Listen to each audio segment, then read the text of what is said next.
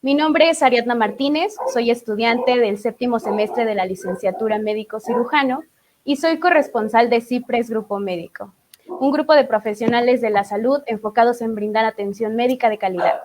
Algunos servicios con los que cuenta CIPRES son endocrinología, medicina interna, nutrición y medicina general con enfoque en niños, odontología integral y estética, ginecología y obstetricia, en un horario de atención de 10 de la mañana a 2 de la tarde y de 4 a 8 de la tarde entre semana y de 9 de la mañana a 1 de la tarde los días sábado.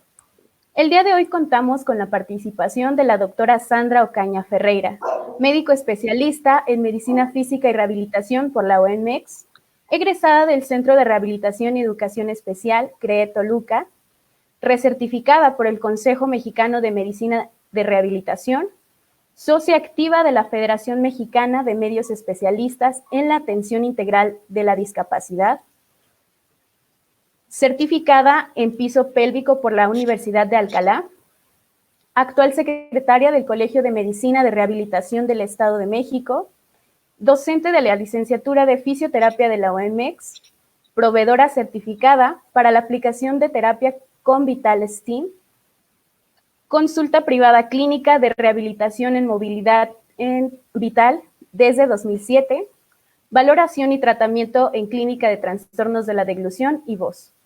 Es un honor para mí darle la bienvenida a la doctora Sandra Ocaña Ferreira. Sea bienvenida, doctora. Buenas tardes. Le cedo el Hola, micrófono. buenas tardes. ¿Quién nos hablará sobre disfagia y su manejo rehabilitatorio? Ok, bueno, pues buenas tardes a todos. Muchas gracias por la invitación. Espero que sea una plática agradable para todos, que aprendamos mucho, que pueda yo darme a entender de lo que quiero hablar actualmente, que es la disfagia. Seguramente que es un tema que para algunos será nuevo, para otros ya es bastante conocido. Pero vamos a trabajar desde el punto de vista o a enfocarlo desde el punto de vista de cómo nosotros, como parte de lo que es la rehabilitación, podemos tener una participación y debemos de tener una participación en la misma. Para que yo pueda hablar de disfagia, pues tengo que entender primero lo normal. Nosotros sabemos que en medicina todo aquello que tenga dis me habla de una dificultad, de algo que se está cambiando. El término de disfagia se basa en lo que es la deglución normal, y si nosotros hablamos de deglución, pues todos hablamos o asociamos a una situación de alimentación, a una situación en la que el bolo alimenticio que está en la boca va a llegar al estómago. Eso para nosotros sería la deglución. En México lo decimos tragar, a lo mejor tiene una connotación social un poco no tan bien aceptada, porque tragar algo a lo mejor lo escuchamos como cuando te van a forzar a que lo tomes, a que no lo pruebes, a que lo pases automáticamente.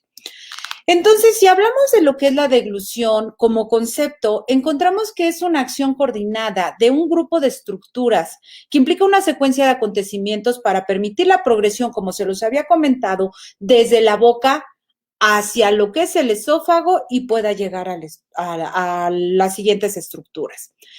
Esto es bien importante. Cuando yo hablo de una situación coordinada, no debo de perder esta parte. ¿Qué sucede si esto no está coordinado? Pues vamos a tener una disfunción, y esta disfunción nos puede traer situaciones muy importantes.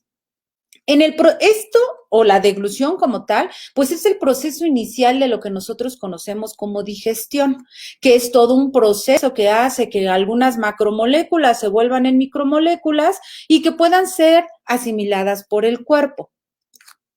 La deglución tiene entonces una coordinación neuromuscular. Existen muchos pares craneales cerca de 6 pares craneales que van a estar interviniendo en esa parte de lo que es la deglución, y van a haber estructuras bien importantes que obviamente van a ser el camino a través del cual va a ir toda esta alimentación, todo este alimento o todo este bolo alimenticio, y que nos va a permitir llegar a la estructura que queremos. La primera cavidad o la primera parte que vamos a encontrar obviamente es la boca, luego sigue la faringe, la laringe y el esófago. Para aquellos que son estudiantes todavía, tenemos que entender que la cavidad oral es la parte anterior de donde está la faringe, Recordemos que la faringe es una estructura, es un tubo, el cual va a tener una porción desde la parte superior, que es la nariz, donde está la rinofaringe, luego tenemos la orofaringe y al final la faringolaringe. Entonces, esta cavidad quisiera que ustedes no la pierdan de vista, porque aunque la deglución no se hace en la rinofaringe, si existe una coordinación inadecuada, sí puede verse afectada la rinofaringe. Y luego, obviamente, el esófago, que ya es una estructura que está ideada para el paso del alimento exclusivamente. La faringe es una estructura que puede entrar aire y pueden entrar alimentos. Y entonces, si yo hablo de deglución y me dice lo primero que se me viene a la mente es, ¿solo sirve para comer? O sea, el deglutir exclusivamente me va a dar una funcionalidad de una alimentación y la respuesta es que no. La deglución es una de los procesos muy importantes para la limpieza de secreciones. Mi nariz va a tener secreciones nasales, glándulas salivales, etcétera. Y estas secreciones no se pueden quedar acumuladas ni en la nariz ni en la boca. Tienen que ser deglutidas y lo correcto es que estas secreciones se vayan a la vía digestiva. Y entonces aquí ya aparece el concepto. La deglución tiene que seguir una vía en común por la que haya aire. Yo puedo respirar por la boca. Si yo ocluyo mi nariz, puedo meter aire por la boca a mis vías respiratorias. Pero también por la boca entra alimento. Va a llegar un momento o un espacio anatómico en el cual se decide qué se va hacia la vía digestiva y qué se tiene que ir hacia la vía respiratoria. Todo esto, vuelvo a decirlo, es porque va a existir una situación bien coordinada o debe de existir una situación bien coordinada de este paso de alimento. Y entonces, si nosotros hablamos que una persona normal produce alrededor de 1,5 litros de saliva al día y nosotros hiciéramos 1,600 degluciones, o sea, pasar la saliva, resulta que 600 de ellas son voluntarias y las otras 1,000 son involuntarias. Las 600 es cuando yo me acerco a mi comida, cuando yo me tomo mi agua, cuando yo me voy a tomar mi merienda, mi pan, todo lo que yo voy a comer van a estar incluidas en esas 600 degluciones. Y las otras 1,000 son involuntarias, ni siquiera me doy cuenta. Mi nariz está produciendo secreciones, mis glándulas salivales están produciendo secreciones, porque eso es lo normal, porque eso es lo sano para la boca, para los dientes, para la lengua, para la mucosa oral, y yo las estoy deglutiendo. Yo puedo llegar a tomar como humano, puedo llegar a tomar 2 a 3 litros de líquidos claros al día. Aparte de lo que yo puedo estar tomando deglutiendo, de esas secreciones que habíamos hablado.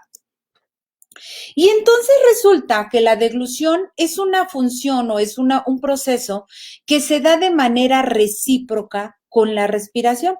Es decir, o respiro o degluto. Las dos cosas al mismo tiempo no las puedo hacer o no debería de hacerlas. Y esto no debemos de perder esta importancia. ¿Por qué? Porque yo les dije que había un área común en la que puede entrar aire y puede entrar comida. Pero llegamos a un punto donde o mi cuerpo decide meter aire y lo que sería respirar, o mi cuerpo decide deglutir. No pueden o no deben de estar al mismo tiempo. Y entonces entramos a las fases normales de la deglución. Yo aquí estoy presentando 5. Hay algunas bibliografías que sobre todo la fase anticipatoria no la toman mucho en cuenta. Sin embargo, para nosotros que trabajamos en rehabilitación, es una parte muy importante. ¿Por qué? Porque la fase anticipatoria me puede hablar de la interacción que tiene mi paciente con su medio exterior, de si escucha, de si huele, de si visualiza, de si puede tocar, etcétera. Todos hemos entrado a la mejor o despertado por la mañana y a la mejor lo primero que percibimos es si alguien más prepara el alimento, puso a la mejor a hervir un poco de agua y le puso café. Ay, yo empiezo a oler, qué rico huele el café, o si mamá está guisando algo, un huevo, un bistec, unos chilaquiles o lo que sea. Esta fase anticipatoria que va a intervenir algunos de los otros sentidos básicos que tiene el ser humano son muy importantes. Desde que yo percibo un olor diferente, no probablemente, mi cuerpo ya se está preparando para una deglución. Yo ya sé que voy a tomar un café o que voy a comer algo picoso y mis glándulas salivales están empezando a trabajar. Si yo quiero que se imaginen y quien tiene cerca algo que pueda comer, si ustedes tienen algo que ya van a deglutir, pues dicen que de la vista nace el amor. Sí, eso es muy real. Si a mí me presentan una hamburguesa grande, bonita, todo se ve fresco, la lechuga está grandota, tiene 1 o 2 porciones de carne, pues muy seguramente a mí se me va a antojar comerla. Y en esta fase anticipatoria, yo tengo que observar o mi paciente voy a tener que ver en él qué está preparando para tomarlo. Si yo tengo algo que voy a comer o a beber, es decir, algo que voy a deglutir, sea algo sólido, semisólido, líquido, mi cara, desde los músculos de mi cara, van a empezar a prepararse a eso. Yo les preguntaría si yo veo una hamburguesa de esas grandotas, no de las de marcas muy comerciales, de esas marcas grandotas en las que a lo mejor me la hicieron en casa y yo la voy a comer, pues muy seguramente mi cara o mi boca se va a tener que adaptar al tamaño de esa hamburguesa. Y muy seguramente voy a abrir la boca lo más grande que mi articulación temporomandibular me dé, porque eso es la fase en la que yo estoy. Yo sé que tengo que hacerlo de esa manera, pero si a mí alguien me presenta y voy a tomar una bebida con un popote, pues yo mi boca la voy a poner de otra manera. Si a mí me presentan el que voy a tomar a lo mejor una natilla o un pedacito de pastel, etcétera, a lo mejor yo voy a utilizar una cuchara cafetera y entonces mi boca va a tener una apertura. Pero si yo voy a tomar a lo mejor una sopa, una crema y tengo una cuchara más grande, mi boca va a tener que hacer una preparación diferente, o si yo estoy bebiendo en una taza grande, o si voy a beber en un termo que tiene una forma peculiar para beberlo, yo voy a tener esa fase anticipatoria. Si yo tengo un paciente que tiene alteraciones neuromusculares en lo que son los músculos de la cara, en una parálisis del séptimo par, por ejemplo, o un Parkinson en una etapa avanzada que ya tengo una cara cartonada, pues el paciente siempre me va a poner la misma forma. Siempre su boca o su expresión va a ser mínima y no se va a adaptar, no va a haber esa fase anticipatoria importante. Y yo, como parte de rehabilitación, tengo que valorar esa situación. Eso creo que lo van a ver mucho, mucho mejor en lo que va a dar el licenciado Cosme, porque él va a hablar mucho sobre el manejo de la cavidad oral. La segunda fase o la fase oral, pues es la fase que yo le llamo como de preparar la masa. Es donde ya está mi boca, ya entró el alimento a mi boca, tengo que hidratarlo, la lengua lo tiene que mover de un lado a lado, mis dientes tienen que machacarlo, mis glándulas salivales tienen que generar más o menos saliva para que eso permita que tenga una textura adecuada. Mi lengua va a servir como la contralora, ella es la que va a estar diciendo esto tiene algo duro, esto tiene una piedra, esto tiene una espina, esto tiene lo que tenga y lo va a mandar hacia las muelas o hacia los dientes para que sean estos los que puedan deshacer esa parte. Esa se llama fase oral preparatoria. Y luego tengo una fase oral de transporte en la cual mi lengua, cuando ya decidió que esto es tiene las características adecuadas, la va a impulsar, la va a transportar, le va a mandar presión hacia atrás o fuerza hacia atrás para que pueda llegar a otros lugares que ahorita vamos a ver. Estas 3 partes de las fases normales de deglución son de alguna manera todavía voluntarias. Yo puedo mover mi boca como quiero, yo puedo inclusive mandar con la lengua a los dientes si yo estoy notando que esto está duro, o yo puedo la lengua pasar un poco y otro a lo mejor regresarlo, o todavía existe una fase todavía una fase voluntaria. ¿Qué pasa cuando el alimento llega a la zona de lo que es la orofaringe, ya a los pilares? Entonces hay un disparo de un reflejo deglutorio. Eso lo vuelve ya involuntario. Y entonces tenemos una fase faríngea. Es donde propiamente la orofaringe recibió el alimento y a través de los músculos de la faringe, hagan de cuenta como si fuera una duya, que son esas que se utilizan para adornar los pasteles, los músculos superiores de la faringe se contraen, luego los intermedios y luego los inferiores para hacer que esa comida baje hasta que llegue al esófago.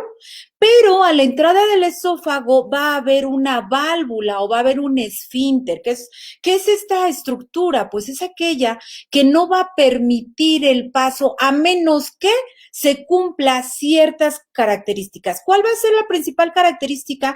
Que lleve una presión ese alimento para que logre abrir mi esfínter y pase. ¿Por qué el esfínter tiene que hacer eso? Él tiene que estar cerrado todo el tiempo, porque si no, habría un regreso de ese alimento, que puede suceder en situaciones como los eructos, que puede suceder en situaciones como el vómito o cuando la gente tenemos o el ser humano tiene regurgitaciones. Ok, entonces estas son las fases normales de la deglución. Todavía estamos en cómo sería una situación normal. Esto es deglutir o tragar. Entonces, yo aquí les quiero poner un video donde pueden ustedes observar, yo ya metí el alimento, observen cómo abrió la boca el paciente y vean cómo la lengua envía a un lado y a otro los alimentos para que puedan ser machacados de manera adecuada. Y luego va a aventarla, la transporta y favorece a que baje a este nivel, ¿sí?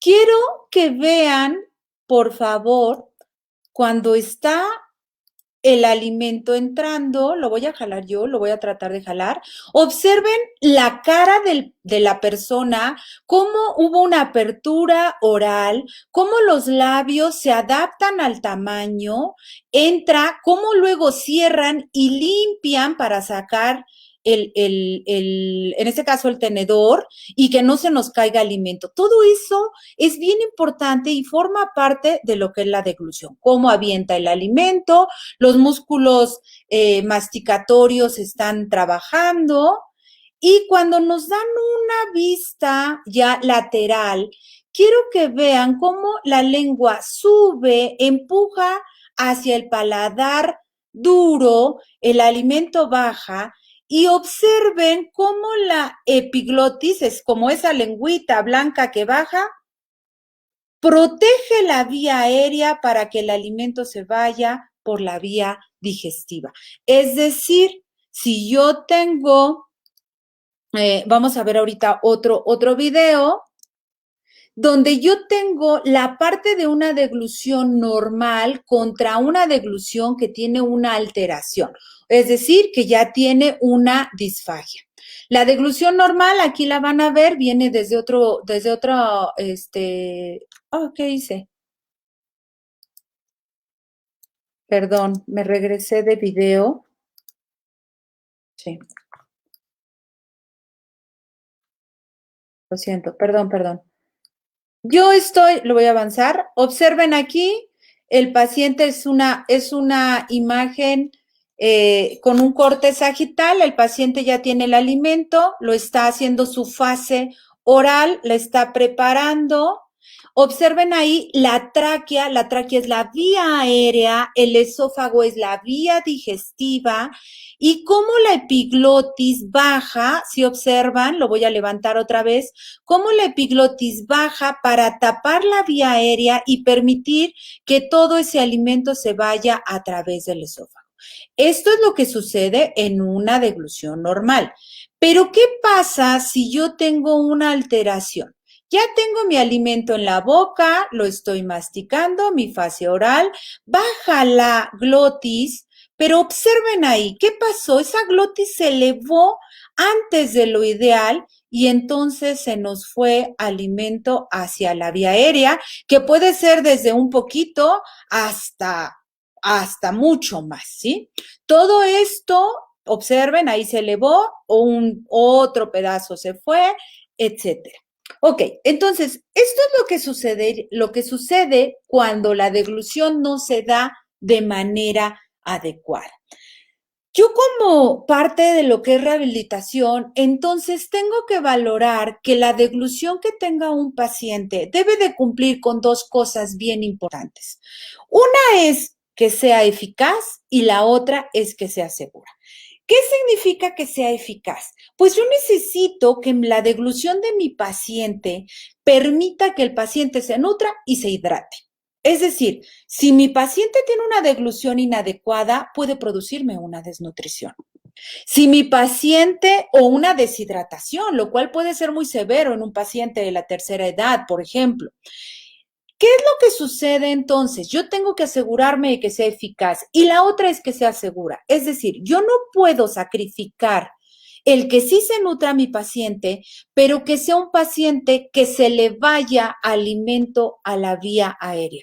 ¿Qué sucede si se va a la vía aérea? Pues me puede causar una inflamación y me puede dar una inflamación de pulmón, me puede dar una neumonitis química, me puede dar neumonías por la aspiración, que ahorita vamos a ver los dos conceptos de penetración y aspiración. Entonces, mi deglución debe ser eficaz, que nutra e hidrate a mi paciente y que sea segura. No siempre podemos lograrlo y lo vamos a platicar más adelante. Entonces, no olviden estos dos conceptos. Regresamos un poquito a la etimología y hablábamos de que dis, pues era una dificultad y fagos viene de comer o fagia viene de comer. Y el paciente nos va a decir o nos va a expresar una alteración, una dificultad para tragar. Y el paciente dice, se me atora. Y yo veo que mi paciente está masticando y quiere pasarlo y como que no lo pasa o pasa muy poquito y se queda mucho en la boca, etcétera. Esto nos va a permitir sospechar que el paciente pudiera tener una disfagia. ¿Qué lo causa? Pues que yo tuviera problemas en mi estructura, es decir, yo lo diría a mis alumnos, de lo que está hecho algo, la casa, y en lo que funciona dentro de la casa, al hablar de la situación muscular, de la intervención neurológica, del sistema nervioso central, del periférico, de la unión del nervio con el músculo, etcétera, y de la falta de coordinación entre ellos. Y aquí podemos entonces decir que la disfagia la puedo yo dividir en dos tipos. Una disfagia orofaringea, que si nosotros desmenuzamos la palabra, la disfagia orofaringea, oro habla de boca, de lo oral, y de la faringe. Y la esofágica, pero ya dijimos que el esófago es una estructura que tiene su esfínter y que va a permitir o no el paso del alimento. Y nosotros en rehabilitación vamos a trabajar en la orofaringea. La esofágica, quien la trabaja, en realidad son los gastroenterólogos. Ellos son los que van a darle un tratamiento a este tipo de patología. ¿Cómo puedo sospechar que sea orofaringea o esofágica? Es relativamente sencillo por la zona donde el paciente te refiere que tenga dolor o dificultad para tragar. Normalmente te dice, es que se me atora el alimento. ¿Dónde se me atora? Aquí en la garganta, en el cuello. Pero si mi paciente ya me señala a nivel de esternón, es que aquí se me atora, yo podría entonces sospechar más en un problema de tipo esofágico, una acalasia, una hipertonía del esfínter esofágico superior, etcétera. Entonces, nosotros, o de lo que yo les voy a hablar, es de la orofaringia. Y al hablar de la orofaringia, tengo que valorar desde la fase anticipatoria que yo les hablé hasta la fase en la que llegue al esófago o antes de que entre al esófago. ¿Dónde voy a encontrar disfagia? Pues yo la puedo encontrar en todas aquellas enfermedades en las que tengan alteraciones musculares, alteraciones neurológicas, alteraciones cognitivas, alteraciones de movimiento. Y entonces yo aquí puse una serie de ejemplos donde es muy común. Me atreví a poner el COVID como algo post-COVID. ¿Por qué? Porque actualmente ya sabemos que el COVID nos está dejando una serie de secuelas o de alteraciones musculares, alteraciones neuronales o neuromusculares, o aquel paciente que tuvo que estar intubado o que tuvo que estar con una traqueostomía, tuvo alguna vía aérea artificial y va a tener alteraciones porque es precisamente en esa zona donde va a haber ese problema.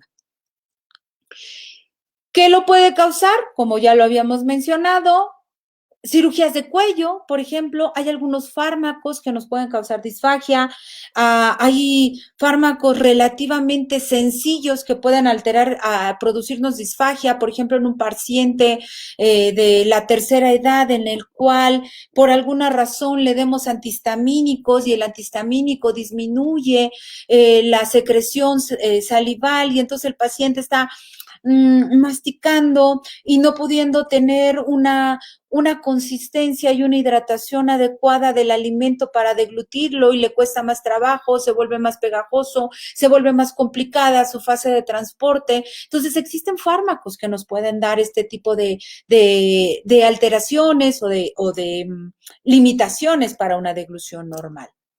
¿Qué voy a o cuándo voy a sospechar?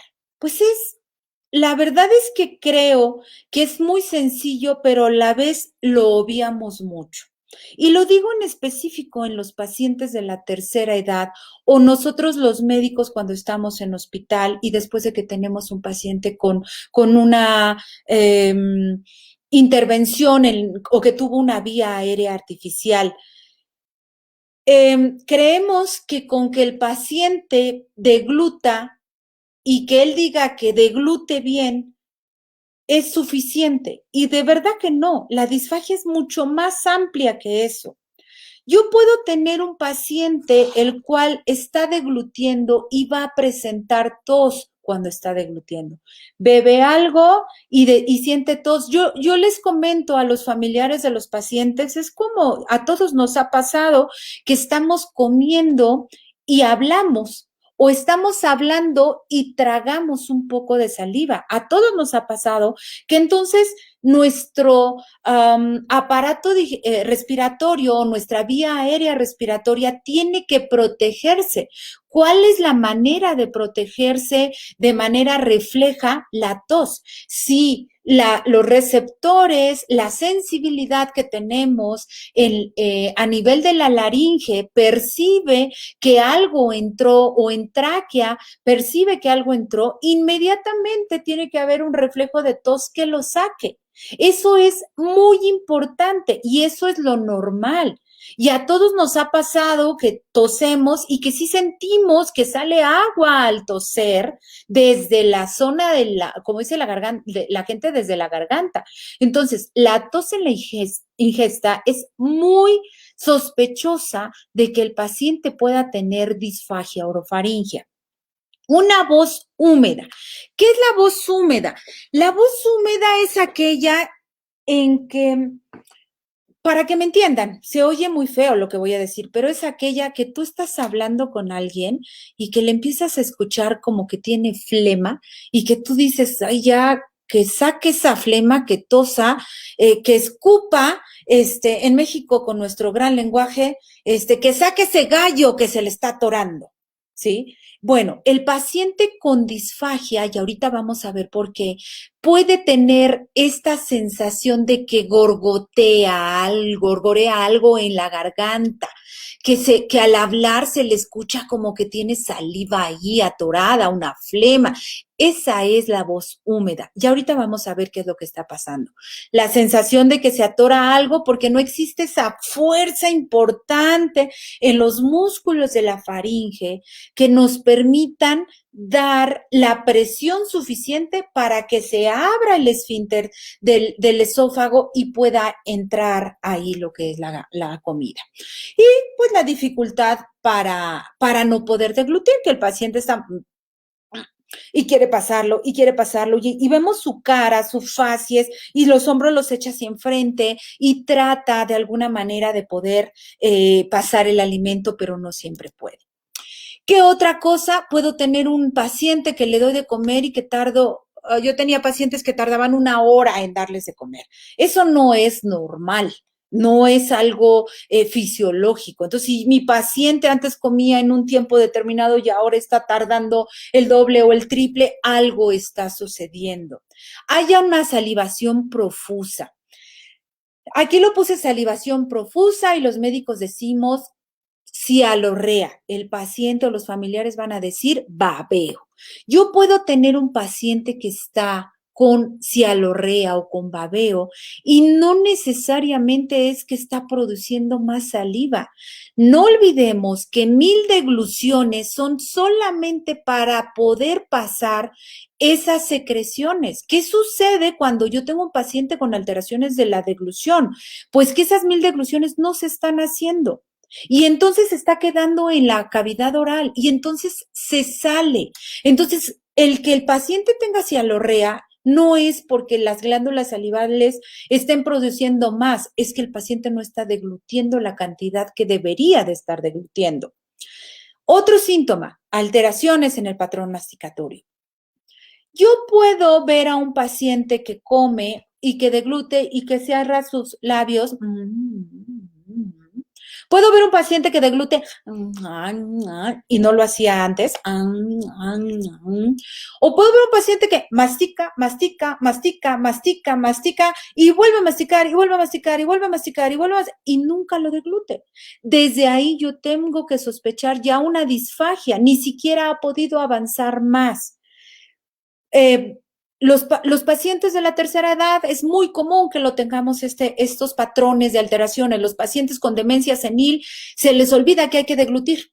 Se acuerdan porque el cuidador les mete la comida a la boca, se acuerdan que tienen que masticar, pero se les olvida que tienen que deglutir o tragar. Y entonces tenemos que idear el tomar nuevamente praxias que nos permitan lograr que el paciente degluta de forma adecuada. Y cuadros de neumonía de causa, perdón, aquí creo que alguien me lo tapó alguna de las imágenes, es de causa desconocida. Es muy común que mi paciente tiene neumonía y tiene neumonía y tiene neumonía y no siempre es una situación viral o bacteriana. Se complica después con eso. Pero muchas de las veces es porque tiene una disfagia que produjo una inflamación en la vía aérea y luego se contaminó con una bacteria o con una bacteria externa o una oportunista o un virus o bajo el sistema inmunológico del paciente y se colonizó con algún otro agente patógeno. Pero debemos de sospechar la disfagia. Este cuadro espero que lo puedan ver y si no lo pueden encontrar en internet de manera muy fácil, trae un logo ahí de la Nestlé porque creo que fue uno de los que más me gustó, que se llama EAT, que sería un acrónimo o que se relaciona con el verbo comer, ¿verdad? Pero viene de Eating Assessment Tool. Y lo que nos permite es sospecharlo. Y es muy importante que lo veamos desde los médicos hasta el cuidador primario, hasta la enfermería que está con un paciente. Las preguntas, si ustedes las ven, no las quiero leer todas, pero son realmente preguntas muy sencillas que un paciente podría responder sin mayor problema.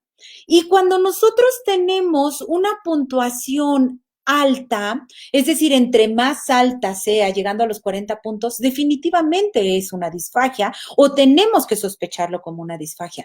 Este instrumento de evaluación es muy funcional en lugares donde hay cuidado de ancianos, en lugares donde es un hospital o los pacientes que salen de cuidados intensivos.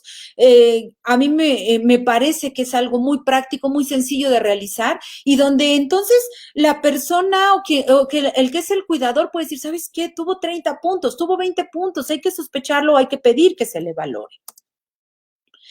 Y entonces vamos a hablar de algo que también tiene que ver con el diagnóstico de la disfagia. Pero antes de eso, quiero que todos entendamos algo que está sucediendo en la disfagia. Si ustedes recuerdan el video que yo les pasé, el primero, la fase oral, donde está la masticación, la hidratación, el que esté adecuadamente, el bolo alimenticio, y lo pasamos. ¿Se acuerdan que tiene que pasar esa fase en la que baja la glotis? Pero la glotis, que forma parte de la estructura de la laringe, recordemos que la laringe es nuestro órgano de la fonación y es el primero que tiene ya contacto con la vía aérea. Si nosotros vemos, voy a adelantarme un poco, esta imagen. Si nosotros vemos esta imagen, yo aquí estoy viendo para los estudiantes, para que me entiendan, es como si yo pudiera meterme por la boca del paciente, ver, caminar, poder avanzar, pasar por la orofaringe, bajar a la laringofaringe y me voy a encontrar en este lugar. Y este lugar es una estructura o es la entrada a la vía aérea. Y en la entrada a la vía aérea nos vamos a encontrar a la laringe. Estas bandas blancas que ustedes ven aquí son las cuerdas vocales verdaderas. Estas como membranas que están alrededor son las cuerdas vocales falsas.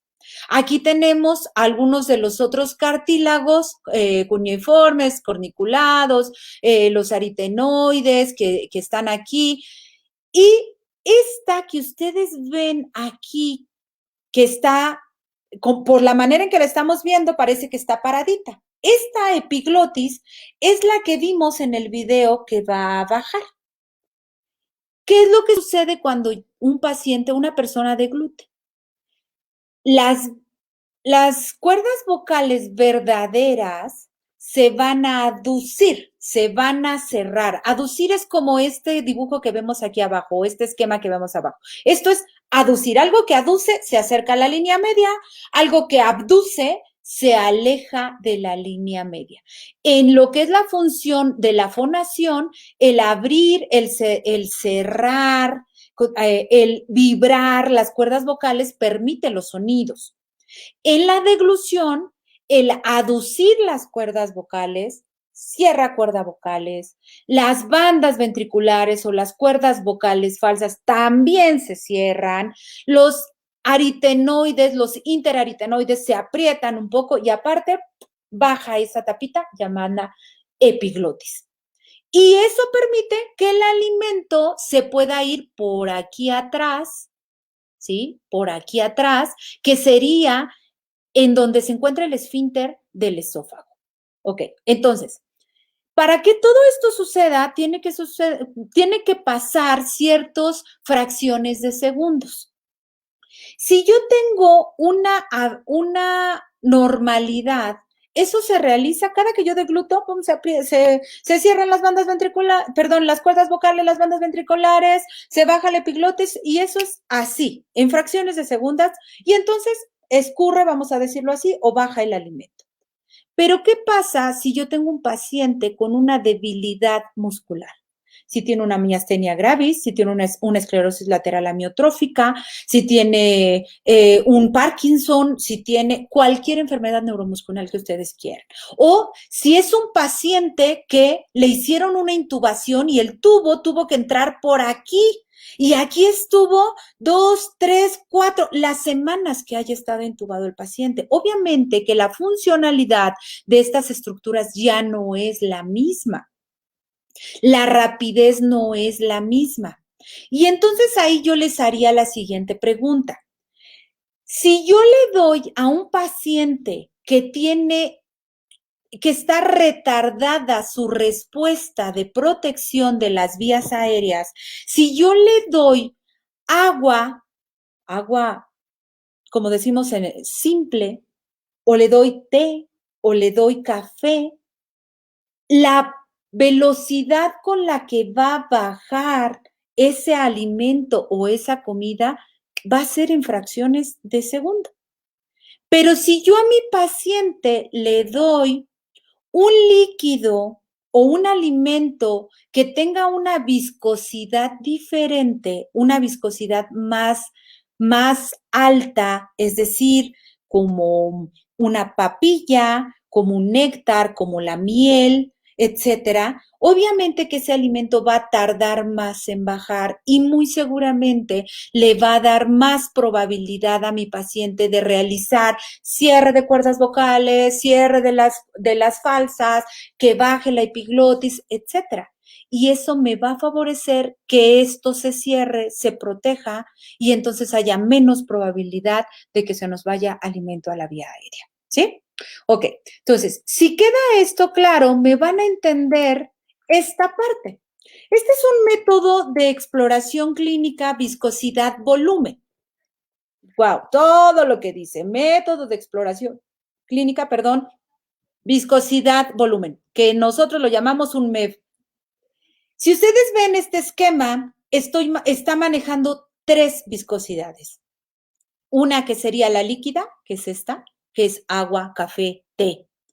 Una que sería el néctar, que sería un agua de frutas, de papaya, por ejemplo, espesa, un yogur bebible, por ejemplo, un atole, o tengo una viscosidad de tipo pudding, la cual es una papilla, un Gerber, por ejemplo. Puedo tener algunas intermedias entre el néctar y el pudding, que puede ser la miel, por ejemplo. Algunos autores hablan de ese tipo de viscosidades. Y entonces, ¿qué es lo que yo hago a mi paciente? De manera rápida se los explico. Yo le doy a beber a mi paciente o a comer a mi paciente. Siempre inicio con néctar, nunca inicio con los extremos de las viscosidades, y le doy a comer 5 mililitros de un néctar, por ejemplo, de un yogur bebible, y veo si mi paciente tiene una deglución segura. ¿Qué sería una deglución segura? O más bien, ¿qué es que no sea segura? Que mi paciente tenga tos, que tenga carraspeo, o que cuando le puse mi oxímetro me desatura en más de 5%. Entonces, si mi paciente le di 5 mililitros y me presentó cualquiera de esas cosas, significa que tiene una alteración de la seguridad. Y entonces me tengo que ir a una viscosidad, tuvo una alteración de la seguridad, y me tengo que ir a una viscosidad más espesa, que todavía le favorezca que tarde más en bajar el alimento para que le dé a él más tiempo de proteger su vía aérea. Vamos a suponer que no me pasó eso, tuvo una deglución segura, y entonces me voy a 10 mililitros. Si en la de 10 mililitros el paciente no tiene ni tos, ni carraspeo, ni desaturación, puedo irme a la de 20 mililitros. Yo nunca hago 20 porque se me hace muchísimo 20, pero así lo maneja este método de exploración. Entonces, y si yo tengo un néctar bien con 20 mililitros, me puedo ir a la siguiente viscosidad, que en teoría es más peligrosa, que sería la líquida. Tengo también que entender que esto sería lo que va a regir las alteraciones de seguridad, pero también tenemos alteraciones de la eficacia. ¿Se acuerdan que yo les dije que hay 2 conceptos bien importantes? Eficacia y seguridad. Si yo tengo alteraciones de la eficacia en mi paciente, ¿qué me dice que tiene alteraciones de la eficacia? Que mi paciente cuando yo le doy de comer está masticando y tiene la boca abierta y gran parte del alimento se está cayendo o lo está escupiendo porque el orbicular de los labios no está cerrando bien. Es lo clásico que nosotros vemos un paciente con parálisis cerebral infantil y que le decimos a la mamá, ¿cuánto le dio de comer? Mire, le di un moldecito de esto, pero si nos enseñaran la cantidad de trapos o la comida que se queda en el trapo cada que lo limpia, probablemente la mitad se está quedando. Y entonces debo de inferir que la cantidad de alimento no es la suficiente para tener una eficacia adecuada. Pueden también estar quedándose alimento en la boca constantemente o puede tener el que deglute, pero deglutió poquito y otra vez, y entonces me hace una deglución fraccionada. Esos son algunos de los puntos. Esto da para muchísimo de hablar de este tema. Solamente quería que lo tuvieran en cuenta. El método de exploración volumen viscosidad es muy seguro de alguna manera, podemos utilizarlo bien. Tiene que hacerlo alguien que tenga experiencia con esto, pero quería que lo conocieran y sobre todo que aterrizáramos la parte de por qué tengo que cambiar la viscosidad del alimento para mi paciente. ¿Y por qué no? Sobre todo eso, de verdad que eso sería muy importante y para mí sería un gran logro que entendieran que un paciente que tiene disfagia o un paciente que acaba de salir que se sometió a un manejo de vía aérea artificial, es decir, traqueostomía, intubación, etcétera, una cirugía de cuello, no se le debe de dar líquidos. Los líquidos son lo que más nos va a provocar que haya una neumonía. Tendríamos que hacerle un método de exploración volumen viscosidad y determinar qué es lo que deberíamos de dar. Muchos de los médicos inician con líquidos y creen que como pasa el líquido, es que ya pasó y entonces es adecuado. No, al contrario, podemos fomentar que haya más alteraciones en relación a las neumonías. Ok, bueno, ya me entretuvo un poco más de lo planeado ahí. Regresando un poquito a disfagia y todavía retomando la parte de lo que habíamos hablado, quiero que entendamos dos conceptos bien importantes, la penetración y la aspiración. No es lo mismo, se hacen a diferentes niveles. Una penetración laríngea, fíjense, todavía dice laringe y está a la entradita, por arriba, en el vestíbulo laríngeo, en donde nosotros vimos. Es decir, se encuentra aquí, no entró a la tráquea, se encuentra aquí arriba. Eso es una penetración. ¿Y por qué me van a decir, cómo que una penetración ahí? Porque ahorita vamos a ver unos videos de cómo en un paciente que le das de comer puede estar haber deglutido o él haber dicho, ¿ya deglutió? Sí, ya deglutí. Y todavía tú encontrar mucho alimento en esta zona. Y aquí estar entrando y saliendo aire y en cualquier momento al aspirar o al entrar el aire puede jalarse el alimento y meterlo. De ahí que esta escala que les puse, que dice escala de secreciones basales, donde nosotros cuando hacemos unos estudios que se llaman FES, que ahorita vamos a hablar un poco de ellos, decimos, si yo encuentro que hay residuos acá lejos, pues tiene un peligro o tiene un grado 1 de acúmulo fuera del vestíbulo laríngeo, no está aquí adentrito. Pero, ¿qué pasa si yo ya lo tengo, el acúmulo, muy cercano al vestíbulo, aquí en el 2? Pues con mayor probabilidad se puede meter. ¿Y qué pasa si lo tengo aquí en el 3? O sea, juntito a la entrada. La probabilidad de que haya una aspiración es muy alta. ¿Por qué? Porque entonces ya la aspiración me habla de que ese alimento se pasó de la raya, se metió a través de las cuerdas vocales y ya está en la tráquea. Eso sí ya es una aspiración. Si ustedes lo ven en un corte sagital, traté de ponerlo, las cuerdas vocales estarán más o menos a esta altura, arriba todavía es penetración, por debajo es una aspiración. Y entonces vamos a ver cómo puedo yo determinar que existe o no existe una disfagia. Ya lo habíamos platicado y dijimos, bueno, doctora, es que si no tiene tos, no tiene disfagia, si no se tarda, no tiene disfagia, si no dice que se la atora, no tiene disfagia, todo lo está pasando bien, entonces no tiene disfagia, no necesariamente.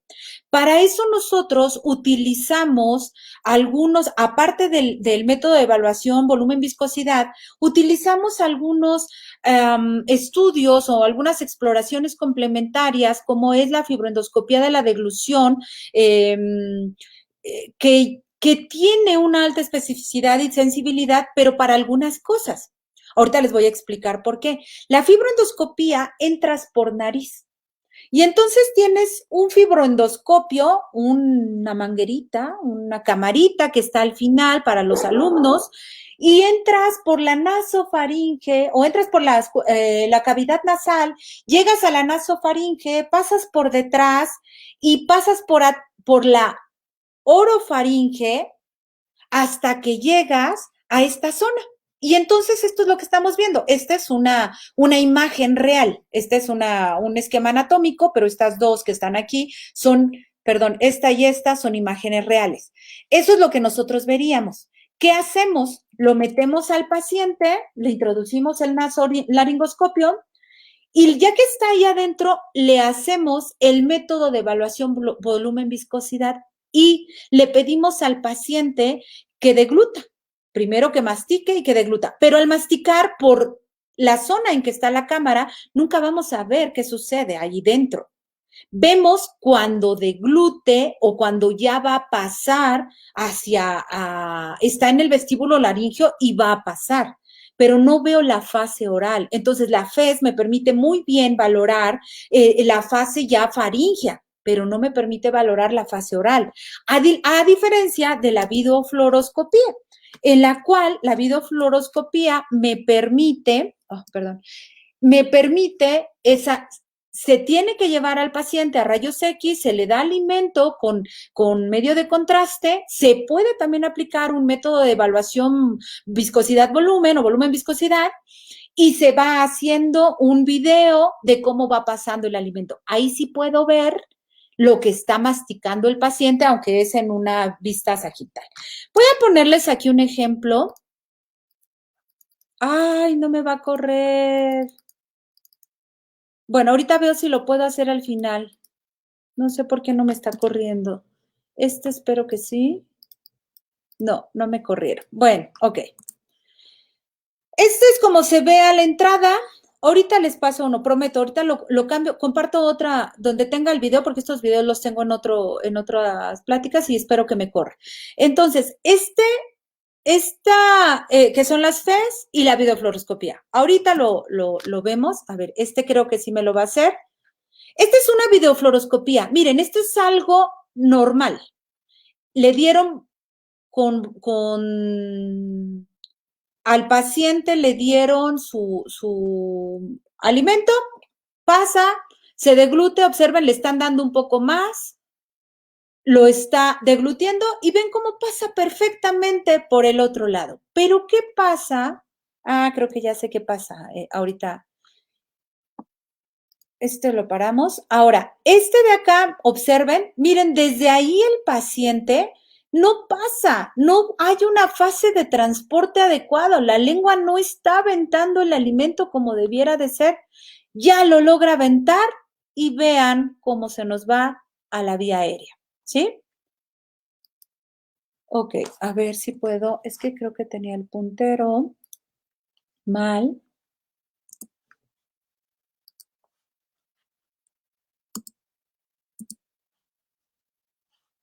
Ok, ¿por qué no puedo salir de aquí?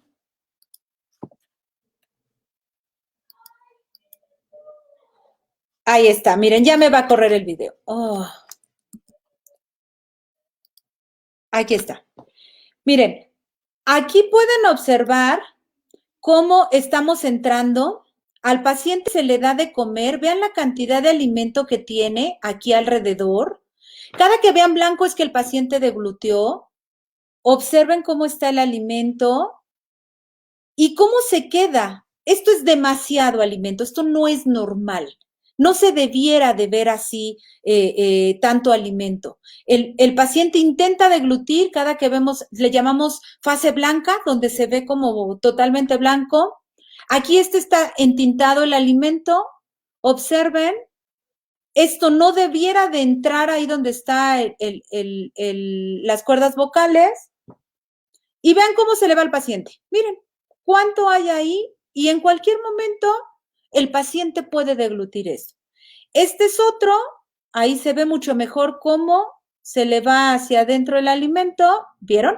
Cómo se está yendo a la vía aérea. ¿Y saben qué es lo más complicado o difícil de esta situación? Que hay pacientes, ven ese, lo voy a regresar un poco. Ahí se ve claro la aspiración. Observen, a este paciente se le dio el alimento. Miren, ¿vieron? Y jamás protegió su vía aérea.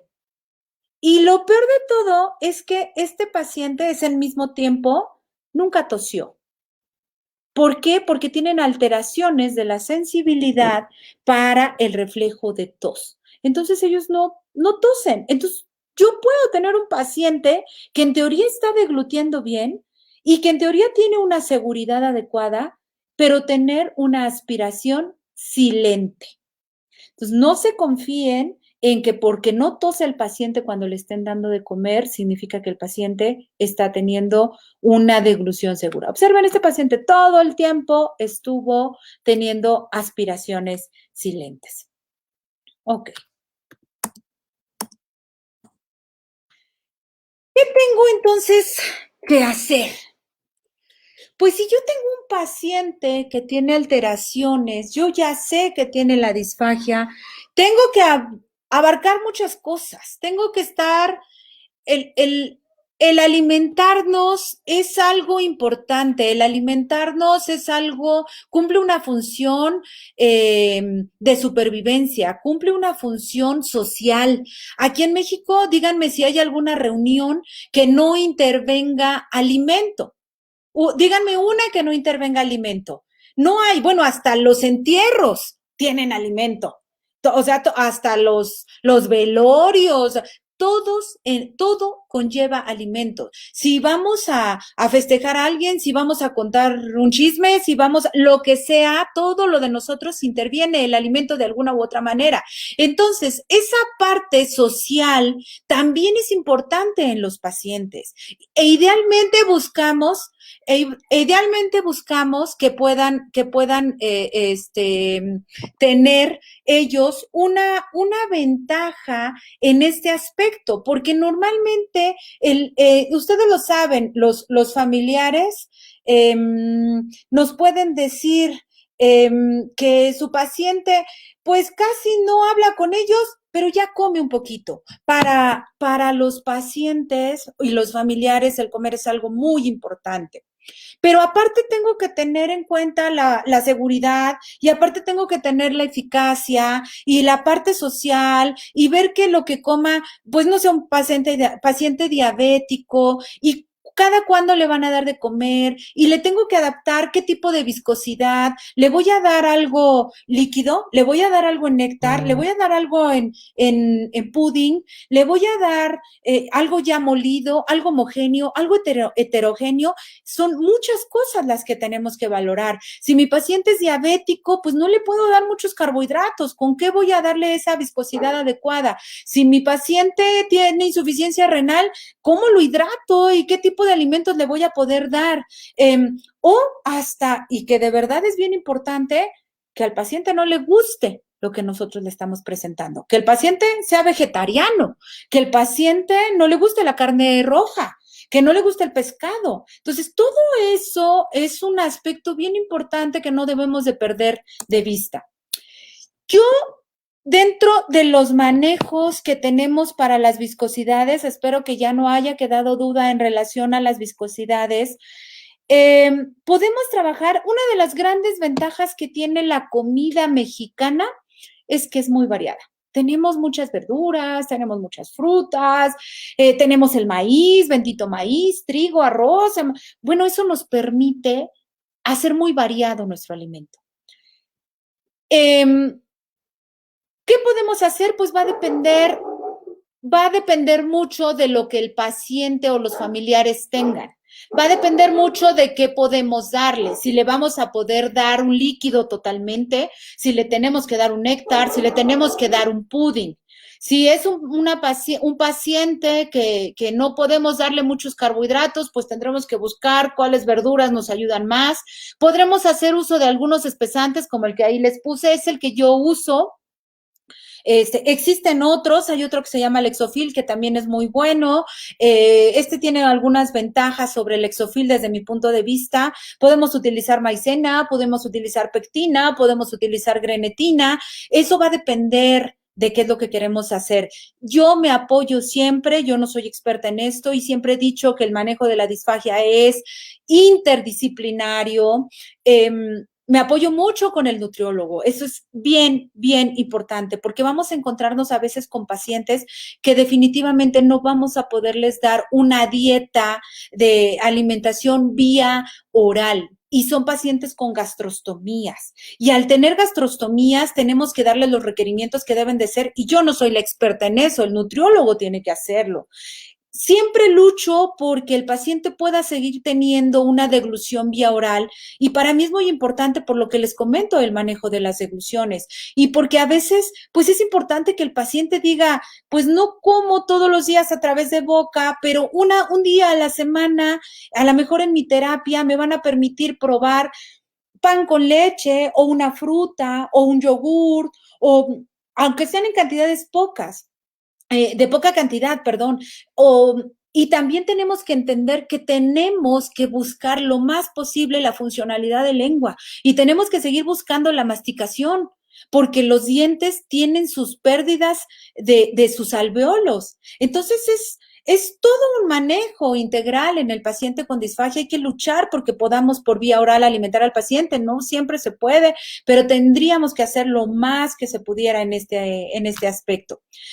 ¿Qué otra cosa tenemos que trabajar nosotros en rehabilitación? Y es lo que yo les comento que Cosme, el licenciado Cosme va a ser mucho más amplio seguramente en este manejo. Yo tengo que recuperar la sensibilidad que tiene la boca del paciente. Si a mí me meten algo a la boca, yo sé qué textura tiene, qué temperatura tiene, qué sabor tiene, qué consistencia tiene, qué viscosidad tiene, cuánto me metieron. Todo eso es asombroso. El cuerpo humano nos permite conocerlo. Imagínense en un paciente que no siente frío, calor, no siente sabores, no siente peso, no siente presión, no siente texturas. Si nosotros no tenemos eso, la fascia oral jamás la vamos a recuperar. Entonces, esto es bien importante. Si yo no tengo un paciente con una dentadura, es decir, con unos dientes en buenas condiciones, que hagan una oclusión correcta, que no le duela al paciente, que no tenga un raigón, que no tenga una infección, que el molar superior pueda chocar con el inferior para que realmente haga la función de moler. Si yo no tengo eso, es muy difícil que yo pueda arreglar la fascia oral y si la fascia oral no está trabajando, las demás fases no van a trabajar adecuadamente. Entonces, tengo que interactuar con el odontólogo. Es importante trabajar con los odontólogos. No es tan fácil, sobre todo en los pacientes de la tercera edad, porque hay pacientes que de plano ya no se adaptan a ponerles una prótesis o a ponerles una placa. Hay pacientes que de verdad ya no lo logras. Y entonces en eso, pues yo sustituyo a mis bendita licuadora que hace lo que hacía el trabajo de los dientes. Si ya no lo puedo resolver, pues lo voy a trabajar. Pero si aún así todavía tengo que trabajar porque los músculos masticadores tienen que seguir trabajando para que los dientes sigan teniendo fuerza, contacto y no se me aflojen los dientes de sus articulaciones, es importante que yo lo trabaje, ¿sí? Esto en relación a la orofacial, que seguramente les van a hablar mucho más el licenciado Cosme. ¿Qué otra cosa trabajo? Pues yo les digo a los pacientes que cuando vamos a los familiares que cuando vamos a reingresar a nuestros pacientes es como cuando empezamos a destetar a nuestros niños. Yo tengo que empezar a estimularle la boca. Yo tengo que empezar a darle las cosas, está caliente y explicarle. Yo tengo que darles sabores. Primero inicio con un sabor en específico y luego otro y luego otro. Y luego empiezo a combinarlos y mi paciente tendrá que saber, oye, ¿a qué te sabe? ¿Te sabe ácido? ¿Te sabe picoso? ¿Te sabe dulce? ¿Te sabe? Etcétera. Yo tengo que estimular la salivación porque las glándulas salivales se tienen que poner para la hidratación. Yo tengo que darle limón probablemente, yo le puedo dar hielo, yo le puedo dar algunas otras cosas que insisto, se los van a trabajar con más detalle el licenciado. Y dentro de ya la deglución puedo trabajar algunas técnicas posturales que permiten que mi paciente facilite las zonas de presión y de esfínteres y de válvulas que tiene que vencer el alimento durante su paso a través de la cavidad oral hasta el esófago. En algunos pacientes el flexionar el cuello les permite deglutir bien. Si yo tengo una parálisis de una cuerda vocal del lado derecho, si yo giro y hago esto, entonces estoy cerrando el espacio y la probabilidad de que se vaya el alimento es menor si yo hago eso, o deglutir en decúbito lateral. Esto va a depender de cada paciente, va a depender de las condiciones en generales del paciente, pero toda esta parte también la trabajamos. Existen algunas enseñanzas propias con las maniobras deglutorias o maniobras compensatorias que le tenemos otra vez que enseñar a comer al paciente. Vas a recibir el alimento, vas a abrir tu boca, vas a poner tu lengua con el transverso de la lengua, lo tienes que poner en cazuelita, vas a recibir la cuchara, vas a cerrar tus labios y así. El paso 1 es este, el 2, el 3, el 4, el 5 y lo repetimos. El 1, 2, si hay demencia senil, igual lo tenemos que estar trabajando, y algunas maniobras compensatorias, supraglótica, que tienen que ver con respiración para aumentar la presión en vía aérea, para que no se vaya alimento hacia esa zona, ¿sí? Y otra de las herramientas importantes que tenemos es la electroterapia. La electroterapia, yo aquí puse algunos ejemplos. Para los que no son del área de rehabilitación, les comento, la electroterapia es una herramienta que nosotros utilizamos mucho y que tiene sus indicaciones y sus contraindicaciones muy precisas. Una de las contraindicaciones principales de la electroterapia es aplicarla en cuello. Obviamente, estos equipos se salen de esas características porque están ideados para y se utilizan electrodos especiales para eso. Son equipos que están ideados para mejorar esto. ¿Cómo funcionan en general? Pues lo que hacen es que los músculos suprayoideos, que están, su nombre lo dice, por arriba del yoides, cuando nosotros deglutimos, y todos me ayudan a ponerse su mano a nivel de la laringe, para aquellos que no ubican bien lo que es anatomía, la laringe es la manzanita de Adán. Y cuando nosotros lo tocamos y deglutimos, si ustedes se dan cuenta, se eleva. ¿Por qué?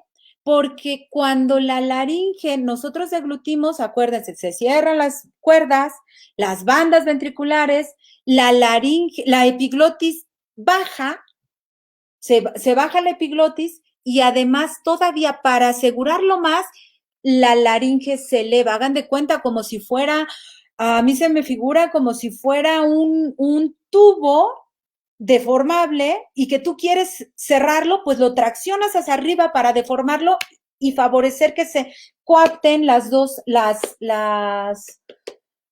paredes de dicho tubo, en este caso de la laringe, para que todavía favorezca más. Entonces, la electroterapia lo que hace es traccionar los suprayoideos para elevar con mayor fuerza el hueso yoides y jala lo que sería la laringe. Podemos usarlo, como ustedes lo ven aquí en la imagen, podemos utilizarlo para la zona de suprayoideos, que es esta. Este es un equipo que es el Vital Steam. Para poderlo utilizar necesitas certificarte para que en teoría te lo puedan vender. Podemos también usarlo como en estos donde vamos a trabajar músculos masticatorios, que para la fase oral está justificado, también podría ser. La verdad, yo no estoy tan de acuerdo en que todos estos estén funcionando al mismo tiempo. Podríamos, para ahorrar tiempo, poner los electrodos en todas las zonas, pero sí tendríamos que trabajar de manera, por lo menos, bilateral del mismo que estás trabajando, pero echar a andar estos 2 canales y luego estos 2 canales no sería lo correcto. Pero bueno, puse esta imagen para que vean que también podemos utilizarlo en cara.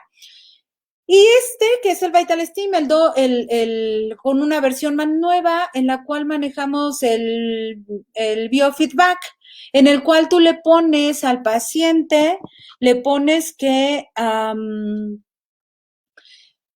umbral, o sea, es un objetivo, tú lo observas, le pides que degluta, ves cuántos, a través de algo que se llama electromiografía de superficie, es decir, es un equipo que te permite conocer un trazo gráfico, un trazo del voltaje o del comportamiento de corriente eléctrica que está utilizando un músculo.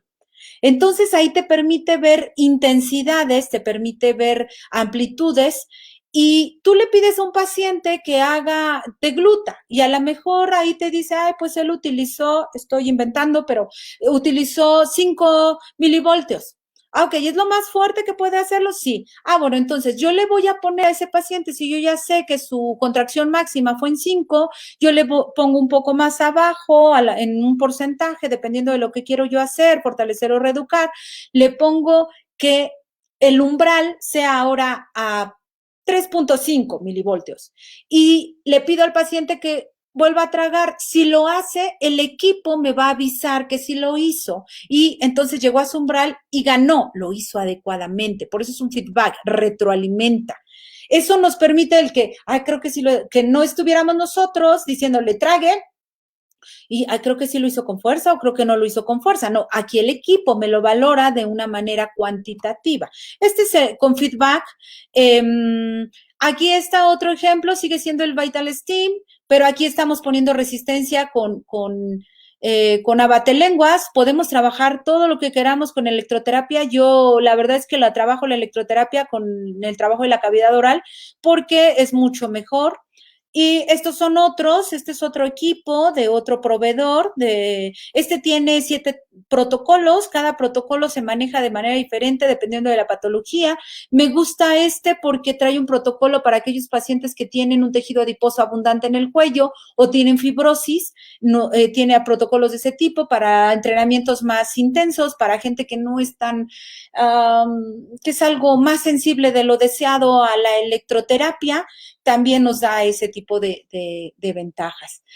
Y pues bueno, creo que casi cumplí el tardarme 1 hora, me pasé unos minutos y espero que me hayan entendido. Perdón que hablo de repente muy rápido, pero quisiera darles tanta información al mismo tiempo que a veces no termino no pauso un poco mis ideas. Por mí es todo. No sé si vaya a continuar las preguntas o cuál sea la dinámica. Si es que existe alguna pregunta, con todo gusto. Sí, doctora, sí hay algunas preguntas. Perfecto. Vamos a empezar. Sí. Un segundo. Sí, ok. Listo. José Arturo Álvarez Sánchez pregunta, ¿cuáles son las principales indicaciones para realizar una fibroendoscopía de la deglución? Ok. La fibroendoscopía debe de ser un estudio complementario, como ahí lo mencioné. Yo considero que la fibroendoscopía es algo que desafortunadamente en México a veces no lo podemos hacer en todos los pacientes. Si yo pudiera, lo haría en todos los pacientes, pero a veces no lo podemos hacer por la situación del costo. Esa es una. La otra, en aquellos pacientes que yo sospecho que puedan tener una disfagia con aspiración silente, háganlo. En aquellos pacientes que tienen voz húmeda, pero no estás encontrando ningún otro síntoma, háganlo. En aquellos pacientes los cuales tienen de alguna manera una tos no tan clara que pareciera que sí está o no está cuando tú les das de comer o después de comer, por favor háganlo, que ustedes, el familiar no les dice, oiga, es que le da de comer y tose, pues a veces, pues no siempre, pues háganle una fibroendoscopía. En aquellos pacientes que tú tengas la duda de que tiene alteraciones en voz, que tú escuchas que está disfónico y que entonces muy seguramente la patología es más hacia una parálisis de las cuerdas vocales, por favor háganlo. Creo que serían como las indicaciones principales. Si tiene la opción el paciente de hacérsela, desde el principio hágansela, sobre todo si es un paciente que tuvo algún problema de haberse sometido a un manejo de vía aérea artificial, ¿eh? Yo ahí la recomendaría mucho que se hiciera. Nada más complementar, es un estudio de tiene mucha seguridad, lo puedes llevar a la cama del paciente, porque lo puedes hacer si tienes una solaringoscopio o con una cámara con un celular, lo puedes hacer, a diferencia de la videofluoroscopía, que es así, la tienes que llevar al área de rayos X, le tienes que dar el medio de contraste, luego te hacen alergia, es mucho más complicado. Entonces la videofluoroscopía a veces nos complica más la situación. Espero haber disipado la duda. Muchas gracias, doctora. Hay más preguntas y esta es de Katia Estrada. ¿Hay algunas indicaciones para una fibroendoscopía y hay complicaciones para realizarlas? Bueno, creo que ya lo había comentado. La verdad es que la única complicación que pudieras tener ahí, pues es que te haga un sangrado cuando entras, pero para eso si tienes pacientes anticoagulados, prefiere no hacerlo, pero en realidad no hay, es muy segura, vuelvo a decirlo. Las complicaciones de una fibroendoscopía son el sangrado, nada más. O que el paciente cuando le estás metiendo el fibroendoscopio te meta la mano, no te quiera deglutir, pero en realidad que tengan que ver en relación a la seguridad o a la vida del paciente, no hay. No es tan cómoda, eso sí, porque sí sientes que te aprietan la nariz cuando te están metiendo el fibroendoscopio. Ok, gracias, doctora. Tenemos más preguntas y esta es de Betsy Sosa. Buenas tardes, doctora, gracias por la excelente plática. La pregunta es, ¿cuál es el principal tratamiento farmacéutico más utilizado y qué tan costoso puede llegar a ser? Farmacéutico, farmacológico. Para la disfagia, pues como tal para la disfagia no lo hay. No hay una pastilla que te fortalezca, pero llegamos a utilizar la toxina botulínica en aquellos pacientes que tenemos espasticidad en algunos músculos masticadores o que tenemos espasticidad en algunos músculos faciales, llegamos a utilizarla. Cuando hay hipertonía del esfínter esofágico superior, también hay aplicación de la toxina botulínica. Yo no lo hago, cuando tengo problemas así lo mando con un gastro y un foniatra. Ellos sí lo hacen. Podemos utilizar algunos medicamentos, por ejemplo, los de motilidad gástrica, yo los utilizo más, porque el paciente que tiene disfagia es muy común que tenga regurgitación. Normalmente hay mucho alimento ahí ya de por sí, entonces sí yo recomiendo algún tipo de cisaprida o el motilium o algún procinético de ese tipo para que el vaciamiento gástrico sea lo más rápido posible y el paciente al tener una regurgitación no se nos vaya a aspirar y vaya a presentar como tal la aspiración o la penetración.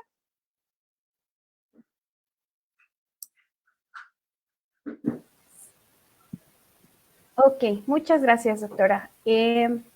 Tenemos otra pregunta más de Abraham Octavio Guadarrama, que dice, ¿qué preparación debe llevar un paciente desde una fibroendoscopía? ¿Qué, perdón? No te escuché, hija. ¿Qué preparación debe llevar un paciente antes de una fibroendoscopía? En realidad, lo único que tiene que llevar el paciente que le vamos a hacer una fibroendoscopía es que sepa lo que vamos a hacer, que se haya limpiado su nariz. Eh, Normalmente yo les pido los alimentos a ellos mismos para que no haya mayor problema de que no sé de dónde, y más ahorita por el COVID, les pido los alimentos que lo preparen los mismos familiares, pero no hay una preparación de ayuno, o de haber comido, o de haber tomado algo, ninguna, ¿eh?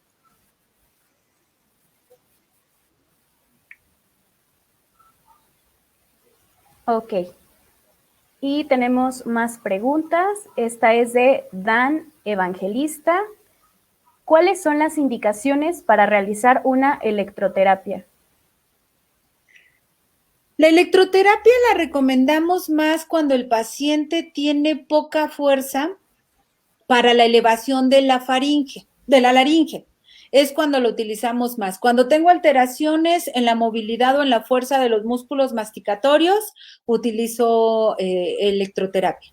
Esas serían las indicaciones principales. La verdad es que yo en general utilizo en prácticamente todos los pacientes la electroterapia. Mejoran mucho, ayuda mucho, es una muy buena herramienta. Ok, muchas gracias, doctora. Tenemos más preguntas y esta es de Katy Estrada. ¿En un adulto mayor es recomendable hacerle una fibroendoscopía o cuál es el mejor tratamiento para ellos? En el adulto mayor es en los que más hago fibroendoscopías, porque ellos son los que más me pueden hacer aspiraciones silentes. En el adulto mayor existe algo que se llama presbifagia, y este concepto es una disfagia secundaria a una sarcopenia, es decir, a una pérdida de proteínas contráctiles, ¿no? Y sí es en los pacientes en los que más lo haría, en el paciente de la tercera edad.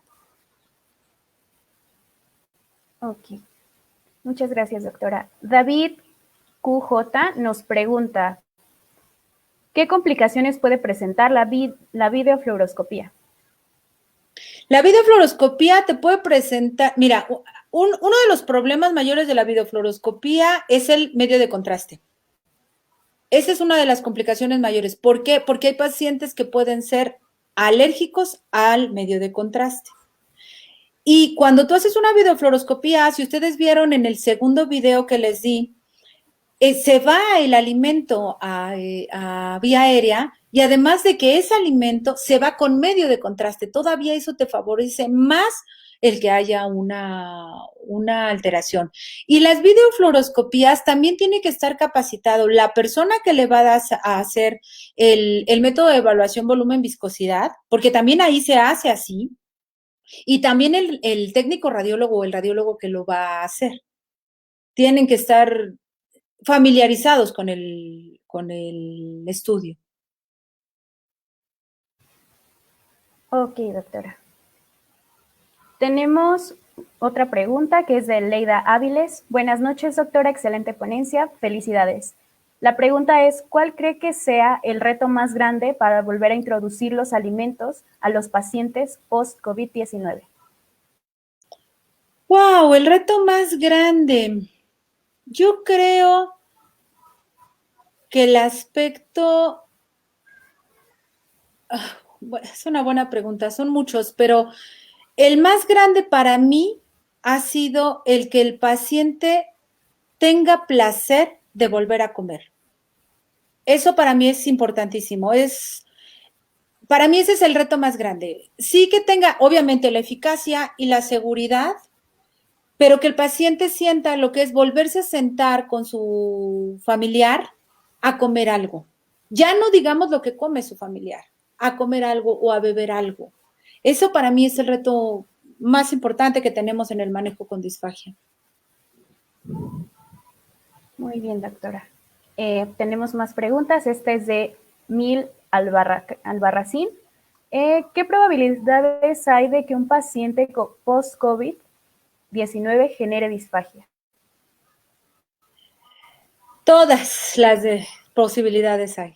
De hecho, ahorita hay muchos pacientes con disfagia secundaria al COVID, principalmente porque hay una alteración en la vía respiratoria. Aquellos, vuelvo a comentarlo, los que estuvieron en UCI, intubados o con traqueostomía, o en aquellos pacientes que estuvieron, nosotros sabemos actualmente que el COVID puede dejar miopatías importantes, debilidades musculares importantes. Entonces, un paciente post-COVID hay que pensar, hay que sospechar, hay que descartar que tenga disfagia. Es muy alta la probabilidad. Ok. Ale Ramírez para un paciente que tiene disfagia ya en 3 años, ¿se podría dar electroterapia o ya no es candidato? Habría que valorarlo, pero claro que sí se puede dar. O sea, el ayudar a los músculos suprayoideos siempre puede ser una buena opción. Hay que valorar muchas cosas. ¿Dónde la voy a aplicar? ¿Cuándo la voy a aplicar? ¿Con qué la voy a aplicar? Me refiero a ayudado con alimentos, sin alimentos, cómo empiezo, pero sí se puede valorar, se puede aplicar electroterapia. Yo no lo descartaría. Yo tengo pacientes que han tenido disfagia desde hace mucho tiempo porque son niños con PCI, por ejemplo, y tienen una disfagia bien establecida y los he manejado con electroterapia y mejora. Muy bien, tenemos más preguntas y esta es de Jefferson Yambay.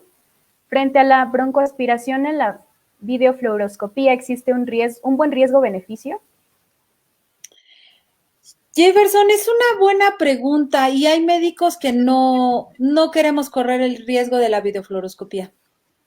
Pero cuando tenemos o sospechamos algunas alteraciones, sobre todo del paladar superior, del paladar blando, perdón, es buena la videofluoroscopía porque te permite ver esa parte de cuando el paciente deglute, si se está yendo alimento hacia la nariz. Entonces ahí sí corres el riesgo. Todo estudio complementario de radiografía con contraste lleva un riesgo. Si yo sospechara que tiene una alteración en el paladar blando, sí recomendaría la videofluoroscopía, aún con el riesgo. Ok.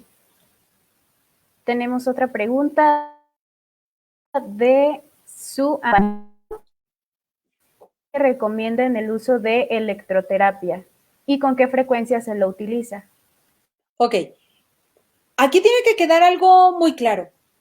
Los equipos de disfagia de electroterapia para disfagia ya vienen con una corriente establecida. ¿Qué tipo de corriente es? Pues si vamos a hablar de marcas, hay quien dice, un proveedor habla de la BMS porque él la patentó y otros hablan de EMS porque ellos lo utilizan y modificaron. Yo aquí lo único que sí recomiendo es que no vayan a hacer electroterapia con los equipos comunes. Me refiero a disfagia, ¿eh? No vayan a hacer electroterapia con esos equipos, porque entonces sí podrían causar un problema. ¿Cuál tipo de corriente? Pues la que tu proveedor del equipo de disfagia te lo dé. Miren, para poder aplicar esta electroterapia, se requiere de una certificación, como lo comentaba.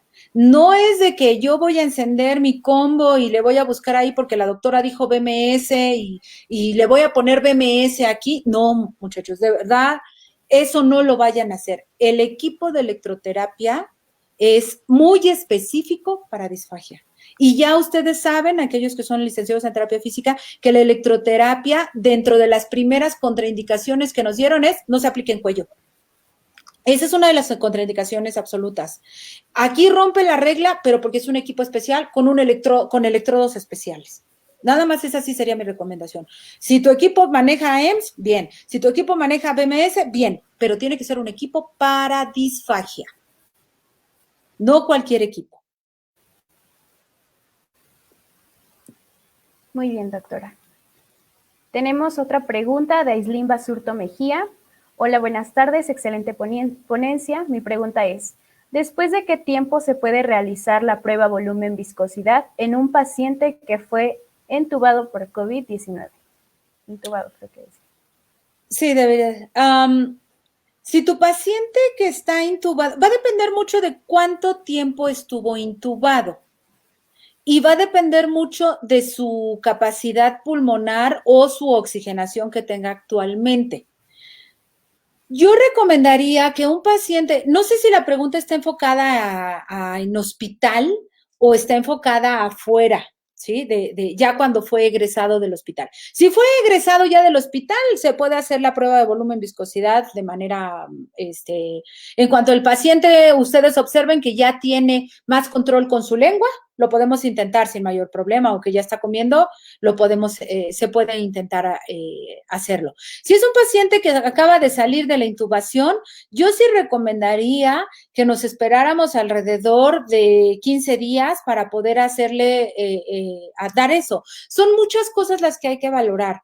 No es una regla. Hay que valorar la fase oral, hay que valorar la conciencia del paciente. Ninguno de los estudios ni el método de evaluación puede hacerse en pacientes que no tengan un nivel de conciencia adecuado, ¿eh? Eso es muy importante, por favor, que lo tengan en cuenta, por favor. Entonces, va a depender mucho, Aislinn. No puedo contestarte como tal la pregunta porque depende de las condiciones generales de tu paciente.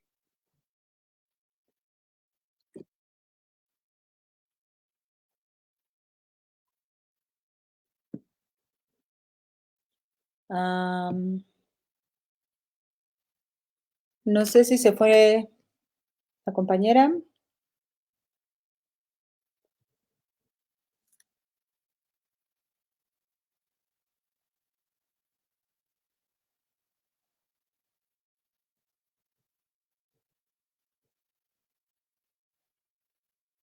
Hola, hola.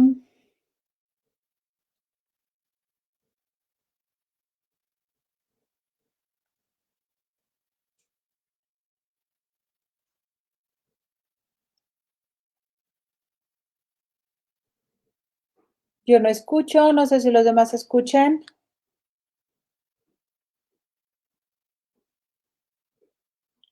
Ok, creo que estamos teniendo un problema entonces con internet. A ver si ahorita se pueden volver a conectar. Ya les dieron de comer.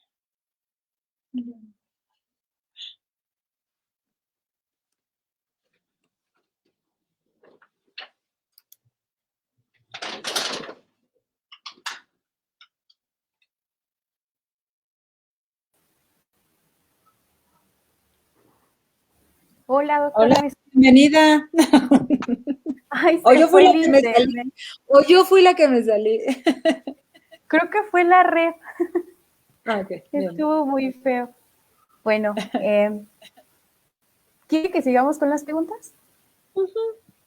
Sí, no te ¿Sí? preocupes. Si todavía hay, sí. Ok. Creo que sí hay. A ver, un segundo. Nos quedamos en Slim Basurto Mejía. ¿Esa sí la contestó, doctora, o la volvemos a repetir? Sí, sí, esa sí ya la contesté. Ok. Aquí está. Justina González nos pregunta, doctora, buenas noches. Luego del post-COVID, ¿cómo descartamos la posibilidad de tener disfagia? Pues la verdad es que tienen que estar atentos a todos los signos que comenté. Tenemos que estar atentos al estado general del paciente, a los antecedentes de si estuvo intubado o no, utilizó una vía aérea artificial. Tenemos que, si el paciente habla, le pueden aplicar el instrumento de IT, por ejemplo.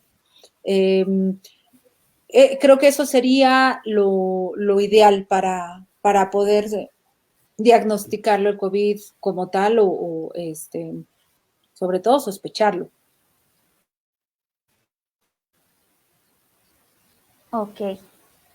Y tenemos una pregunta de Carlos Monroy. Un paciente de 6 meses de edad, todo ha usado ventilación mecánica a través de ventilador, se le ha realizado una traqueostomía, ¿puede desarrollar disfagia, pérdida de la capacidad del habla también? Sí, claro, claro que sí. Los niños también tienen disfagia, también. O sea, yo me enfoqué mucho al adulto. Hablé mucho de adulto y sobre todo el adulto mayor, un poquito hacia lo que es presbifagia, pero los niños también tienen disfagia. Claro que sí. Y también se les puede dar tratamiento, también se puede utilizar electroterapia, existen electrodos específicos para ellos, de tamaño específico para ellos, más bien. Y hay que trabajarles cavidad oral y hay que ver la traqueostomía. El retiro de la traqueostomía, un paciente que tiene traqueostomía va a tener disfagia a fuerza, va a tener disfagia. El retirar la traqueostomía tenemos que fortalecer, tenemos que mejorar muchas otras cosas. Yo trabajo con un neumólogo que todo paciente que le va a quitar la traqueostomía me lo envía a valoración de disfagia. Ya lo veo, lo valoro, lo empiezo a tratar, hago el tratamiento, a veces hago algunas pruebas con azul de metileno que consiste en darle de comer al paciente un poco y observa si a través de la cánula sale todavía hay restos de alimento, por cómo están con el tinte, lo puedes notar ahí, eso te da una gran idea de cómo pudiera estar, o puedes hacerle una fe si tiene la opción para poderlo trabajar y decidir cómo está deglutiendo. Ok. Litsi Colín nos pregunta, ¿cuánto tiempo tiene que pasar después de la traqueostomía para iniciar la rehabilitación? La puedes iniciar inmediatamente. Un paciente que tiene traqueostomía, tienes que iniciarle el trabajo en la fase oral, tienes que iniciarle el trabajo para los suprayoideos, todo lo tienes que seguir, lo tienes que iniciar inmediatamente. No hay un tiempo. Ok. Mirna Arauz Cedillo nos pregunta, buenas noches, en los casos de reflujo, como lo que sería la diferenciación, relajación a la disfagia. En los casos de reflujo, bueno, es que no sé a qué reflujo se refiera, no sé si gastroesofágico, supongo que es al que se está refiriendo. También nos van a dar tos, pero normalmente el reflujo es en horarios determinados y la disfagia, la tos va a estar asociada, o la sensación de falta de que no pasa algo o que duele está asociado a la alimentación. Y el reflujo es en cualquier momento. ¿Sí? Okay. Koga Jan nos pregunta, ¿eficiencia de cavidad oral en la disfagia? Importantísima. Si tú no haces un manejo de cavidad oral adecuado, vas a tener disfagia. Miren, ojalá pudiera, disfagia conlleva, ahorita yo se los expliqué como relativamente sencillo, pero se manejan muchas presiones, desde que los labios ocluyan adecuadamente, la fuerza con la que lo manda la lengua, que no se pierda presión a nivel del paladar blando, etcétera. Es como un recorrido de válvulas. Y si en algún momento se pierde esas características, vas a tener problemas de disfagia. Eso es inevitable. Y si tú no preparas un bolo alimenticio adecuado, porque tus muelas no muelen bien, porque tu lengua no tiene una buena sensibilidad, por lo que tú quieras, vas a tener disfagia. Entonces, la cavidad oral es importantísima. Es más, tú puedes tener pacientes que no tengan alteraciones de la protección total de la vía aérea y tener alteraciones de la cavidad oral, eso ya es una disfagia. Bien, gracias doctora. Y tenemos la última pregunta, que es Ángeles Martínez. Por conocimiento, soy nutrióloga. En un paciente posterior a cirugía por reemplazo de válvula, ¿cuál es el mejor tratamiento para disfagia? Me gustaría saber a qué válvula se refiere. Ah, de válvula cardíaca. Sí, lo acabo de escribir. Ok. Pues yo valoraría primero que me permitan si ya el paciente va a comer y dentro del punto de vista de rehabilitación cardíaca, ya los MEDs están permitidos para comer, porque recordemos que el simple hecho de comer tiene un gasto de MEDs. Entonces, si ya me lo permiten, ya me permiten el trabajar, el comer adecuadamente con el paciente, yo empezaría a valorar con este paciente las condiciones de si estuvo, seguramente estuvo intubado, de cuánto tiempo estuvo, si nada más fue durante la cirugía, cómo está la cavidad oral, en qué condiciones tengo la cavidad oral, cómo está deglutiendo él su propia saliva. Eso es muy bueno porque nos permite saber si el paciente tiene cefalorrea, si el paciente ya le intentaron dar de comer y todo se le sale y le duele, etcétera, pues es una disfagia a fuerza, ¿no? Pero si sus propias secreciones las está manejando bien, eso es bastante bueno en un paciente que pueda tener una cirugía de estas características. De verdad que la disfagia es una patología que puede estar en cualquier paciente que estuvo hospitalizado. Bueno, que no comió durante ese tiempo, o que tiene enfermedades neurológicas o miopáticas importantes, ¿no? Pero casi cualquier paciente puede presentar disfagia. Es más, nosotros podríamos tener disfagia y no saberlo.